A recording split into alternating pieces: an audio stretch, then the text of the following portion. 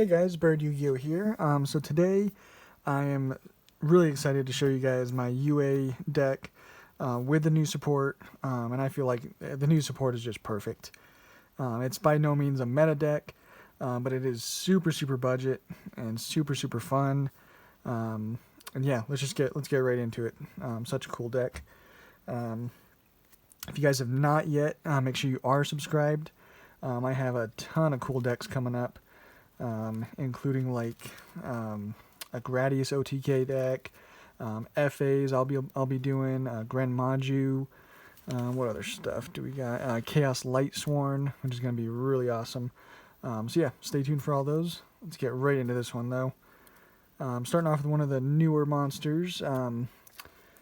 That was actually one that the deck has needed for a long time, just basically another level 4. And all of these first few UA monsters that I'm going to show, you can special summon them from your hand by returning a UA monster on the field to your hand. So basically you're switching them out, substituting them.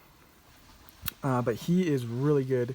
He allows you for interruption plays on your opponent's turn, because during your opponent's main phase, you could shuffle a level 5 or higher UA monster from your hand into the deck, and then you'll be able to special summon any UA monster with a different name from your deck, and then you have to return this to the hand. So basically you're substituting then on your opponent's turn, which once we get into some of these other cards, you can see how there's ways of just some really good disruption off of this effect. So it's really nice.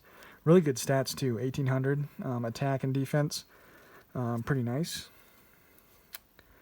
And then our original normal summon basically is Midfielder. This one again kind of allows you to go for some interruption plays on your opponent's turn. During either player's turn, target one other UA monster you control, return that monster to the hand, then you can special summon a different one, UA monster from your hand to the field.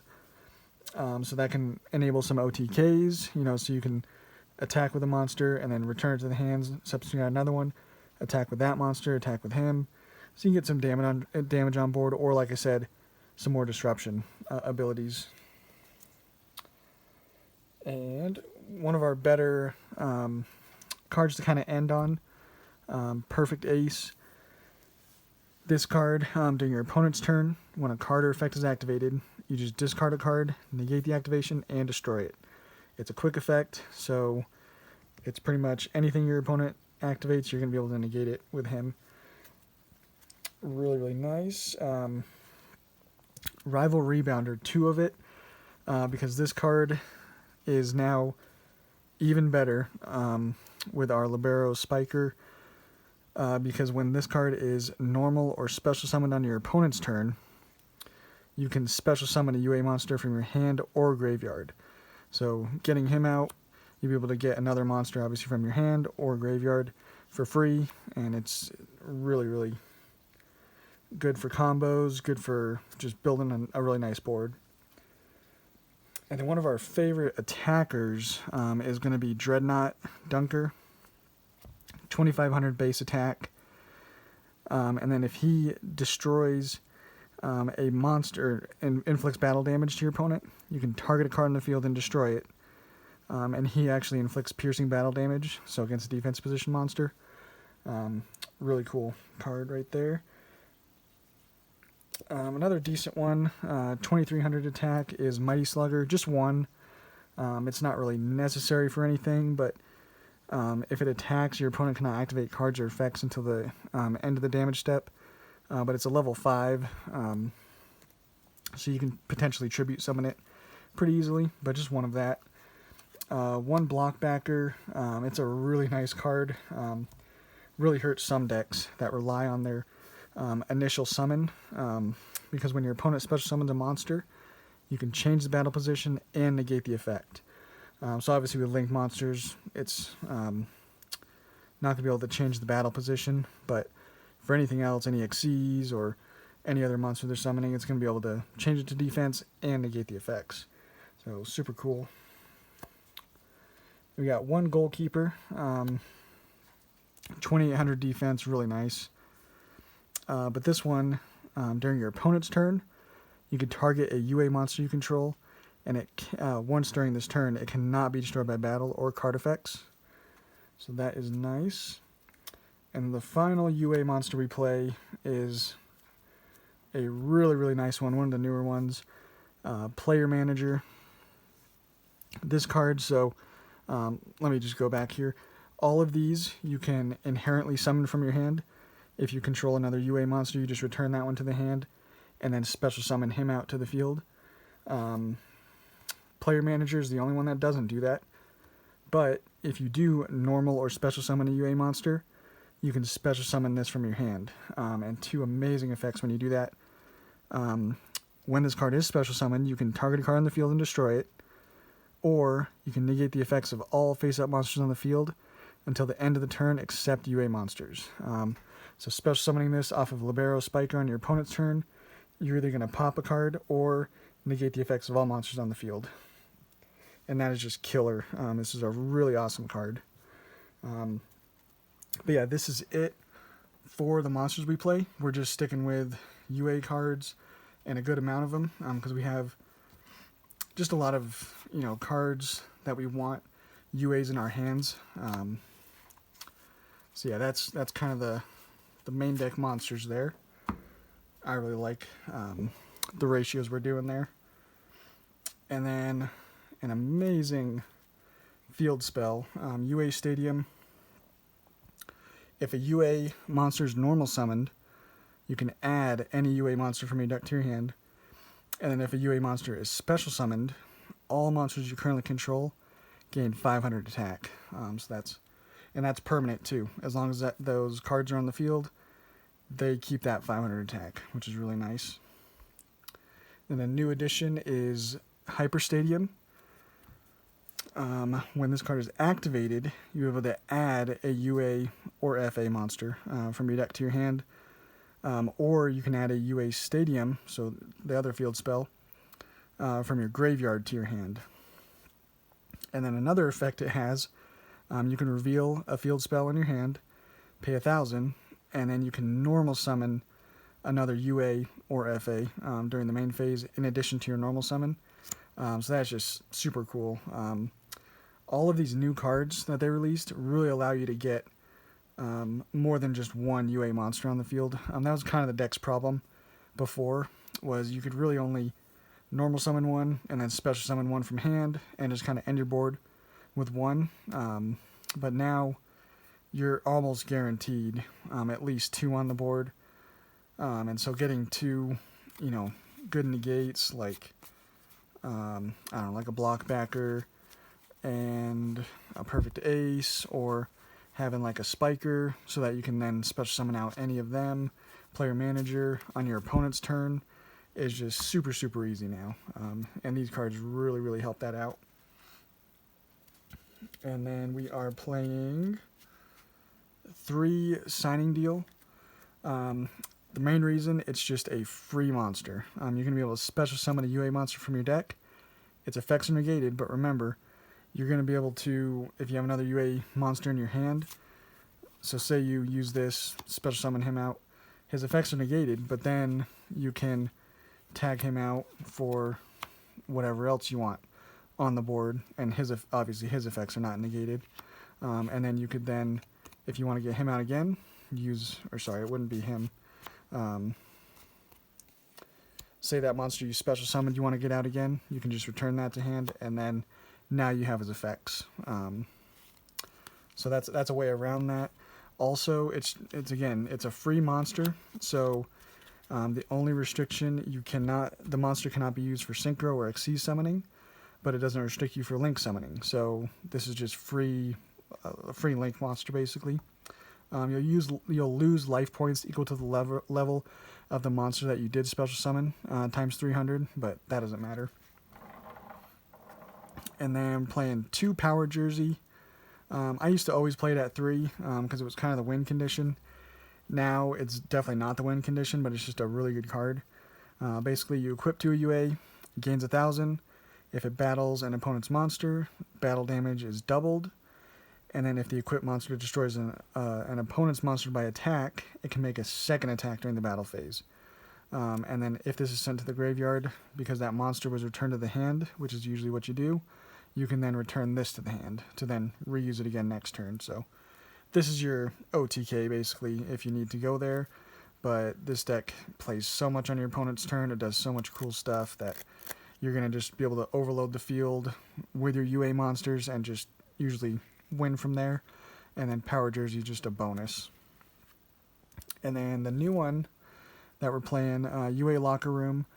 I'm playing it at 2, mostly because we have a fair amount of UA monsters. That's the only reason I would play this. If you're playing a lower monster count for UAs, I would maybe drop this down to 1. But basically you target a UA you control or in your graveyard, and you can add it to your hand. And then if you do, you gain 500 life points. Then you can reveal any number of UA in your hand, shuffle them to the deck, and then draw cards equal to the amount you shuffled. So it could potentially fix your hand. Really nice. It's a good card. And then for our super powerful one-ofs, Terraforming, obvious. Search out any of your field spells. Reinforcement of the army to search our Midfielder and Spiker. 2 amazing cards for this deck. Monster Reborn should seem obvious. Reasoning is actually, it's not quite a free summon, but it's close to it because you're playing levels from 4 to 8, and you have a good amount of all of them. So the chances of your opponent calling, obviously they're more than likely going to call 4. They have a decent chance of calling that, but, you know, being able to summon out a player manager to just break your opponent's board for free is nice. Or just any monster you summon. And the only draw power playing Upstart Goblin, it comes up, you know, to just lower your deck count so you just get more important cards to your hand. That's all it's there for. Played in 2 penalty box. This is actually a card that's nice to discard off of Perfect Ace because you can banish this from your graveyard and then add any UA spell card from your deck to your hand. So search out any of these. And then at the start of the damage step, if your UA monster battles an opponent's monster, you can just flat out banish that monster until your opponent's second end phase. So that comes up for just getting rid of problematic cards. And then we play just 1 man of the match. It's okay. Basically, after damage calculation, if your UA monster destroyed an opponent's monster by battle, or if a UA monster inflicts battle damage to your opponent, you can special summon any number of UA monsters with different names from your hand or graveyard to defense position. So it's yet just another way of just swarming the field, getting a lot of monsters on the field to hopefully disrupt your opponent and eventually win the match. So that is it for the main deck. Extra deck, not very important at all. It's more or less just a toolbox because our main deck monsters do everything we need them to. But it's always nice to have the extra deck just in case. Barricade Board Blocker is going to help protect your field spells, your really, really good field spells. And then you could also be able to add a field spell from your graveyard to your hand if you have one in there. So that is nice. Underclock Taker, just again, you have some monsters with some pretty high attack, so just gaining them more so they can get over anything is really nice. IP Masquerena, just 2 non-link monsters makes it, and then you get another free disruption on your opponent's turn. Cerberus, Phoenix, and Unicorn are there for breaking boards, obviously. They're the easiest way of doing that. And then Unicorn, you're able to go into on your opponent's turn to just target a card on the field and return it to the deck off of IP Masquerena. And then the Topologics, again, you have so many inherent summons that you could do from your hand. So if you can make one of these, you have a pretty easy way usually of, as long as you have a UA monster, to special summon to a zone. So Trisbania, good for spells and traps.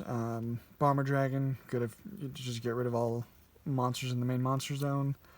Zeraboros, just really nice. You return all cards, or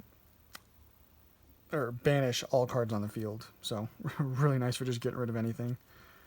And then Borreload and Boral Sword, just for, because again, you could potentially swarm the field.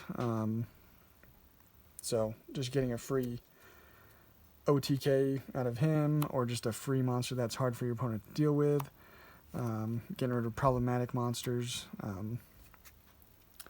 And then our rank 4s, because these are probably the easiest ones to go into.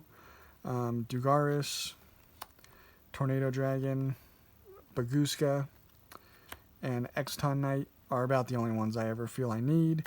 And again, this is kind of just a toolbox extra deck. You could play really whatever you want. I would suggest Link 2s, because obviously that's going to be the easier ones to go into, but you could play whatever you want in the extra deck, basically. So yeah, that's the deck, guys. It's really fun. It's like I said, it's super cheap. I don't think there's hardly anything that's expensive in this deck at all. For sure, the main deck, this is like pennies per card. It's not very much at all, but super fun. It can still do a lot of cool stuff on your opponent's turn.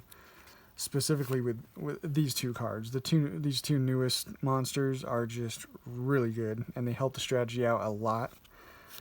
Just really good work on Konami to actually give us these. I think it's a little too little, too late, but the deck is still really fun. And check it out, guys, and we'll see you on the next one.